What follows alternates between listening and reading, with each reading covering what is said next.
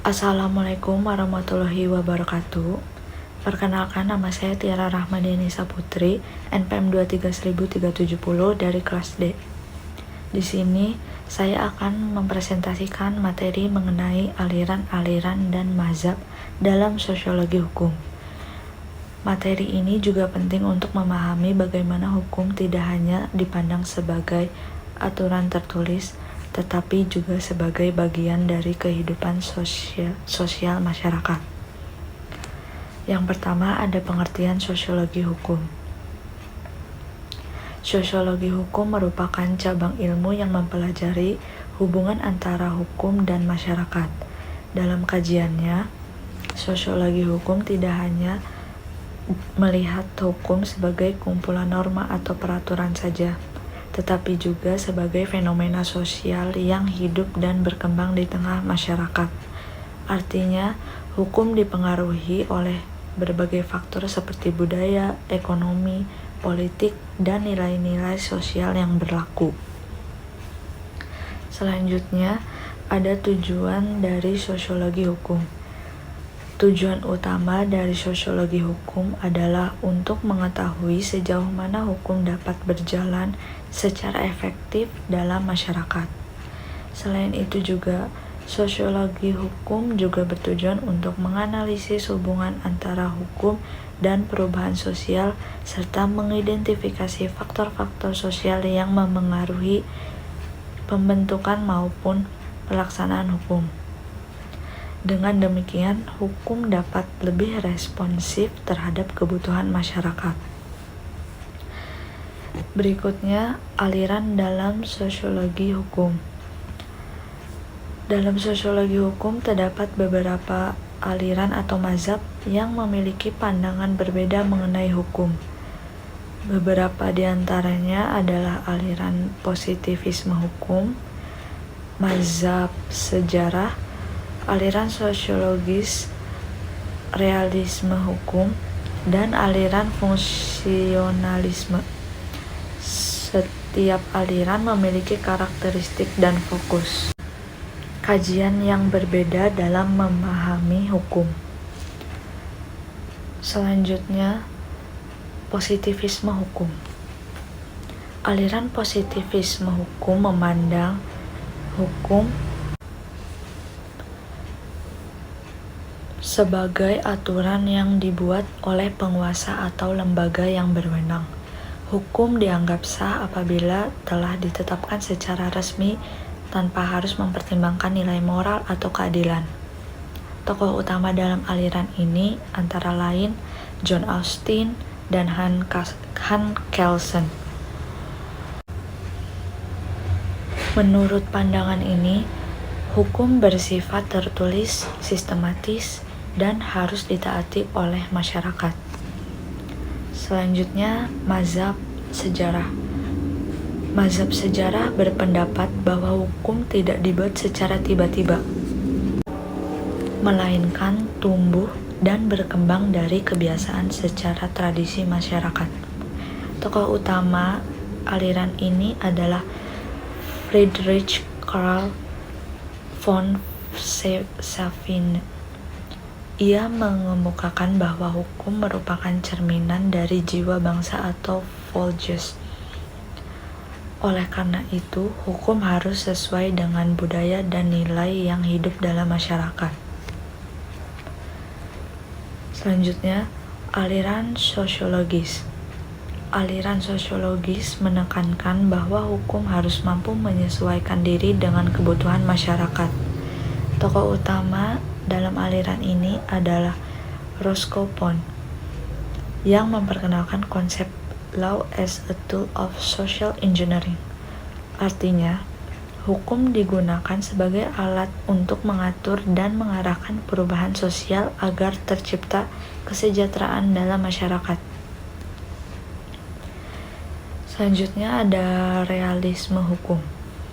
Realisme hukum, aliran ini memandang bahwa hukum yang sesungguhnya bukanlah apa yang tertulis dalam undang-undang, melainkan apa yang dipraktikkan dalam kehidupan nyata Tokoh dalam aliran ini Oliver Wendell Holmes Jr. Menurutnya hukum adalah apa yang diputuskan oleh hakim di pengadilan. Sehingga faktor pengalaman dan kondisi sosial saat memengaruhi putusan hukum. Berikutnya ada aliran fungsionalisme. Aliran fungsionalisme melihat hukum sebagai alat untuk menjaga keteraturan dan keseimbangan dalam masyarakat. Tokoh yang terkenal dalam aliran ini adalah Emil Durkheim. Ia berpendapat bahwa hukum mencerminkan tingkat solidaritas sosial dalam masyarakat, baik itu solidaritas mekanik maupun solidaritas organik. Selanjutnya ada perbandingan aliran. Jika dibandingkan, setiap aliran memiliki fokus yang berbeda. Positivisme lebih menekankan pada aturan tertulis, mazhab sejarah pada tradisi, aliran sosiologis pada fungsi sosial, realisme pada praktik hukum, dan fungsionalisme pada keteraturan sosial. Perbedaan ini menunjukkan bahwa hukum dapat dipahami dari berbagai sudut pandang. Yang selanjutnya ada peran mazhab dalam praktik hukum. Mazhab-mazhab dalam sosiologi hukum memiliki peran penting dalam praktik hukum. Mazhab tersebut membantu para ahli hukum, hakim, dan pembuat kebijakan untuk memahami hukum secara lebih luas. Selain itu, mazhab juga menjadi dasar dalam pembentukan kebijakan hukum serta memengaruhi cara hakim dalam memutus suatu perkara. Yang terakhir ada kesimpulan. Sebagai kesimpulannya, sosiologi hukum memandang hukum sebagai bagian dari kehidupan sosial yang dinamis. Terdapat berbagai aliran yang memberikan perspektif berbeda dalam memahami hukum. Meskipun berbeda, semua aliran tersebut saling melengkapi dan membantu kita memahami hukum secara lebih komprehensif. Nah, melalui tugas dari ini, kita telah mengetahui sosiologi hukum itu sebagai cabang ilmu yang mempelajari hubungan timbal balik antara hukum dan masyarakat. Hukum bukan sekedar norma tertulis dalam undang-undang, melainkan perilaku sosial nyata yang dipengaruhi budaya, ekonomi, struktur sosial, dan politik sehingga bersifat dinamis mengikuti perubahan masyarakat. Tujuan utamanya adalah mengukur efektivitas hukum dalam menciptakan ketertiban dan keadilan, menganalisis interaksi dengan perubahan sosial seperti teknologi, serta mengidentifikasi faktor sosial pembentuk hukum agar lebih sesuai kebutuhan masyarakat. Adapun saran pengembangannya, dari kajian aliran sosiologis hukum ini, saya ingin menyampaikan beberapa saran konkret. Pertama, para pembuat kebijakan di Indonesia sebaiknya mengintegrasikan mazhab sejarah dengan positivisme hukum.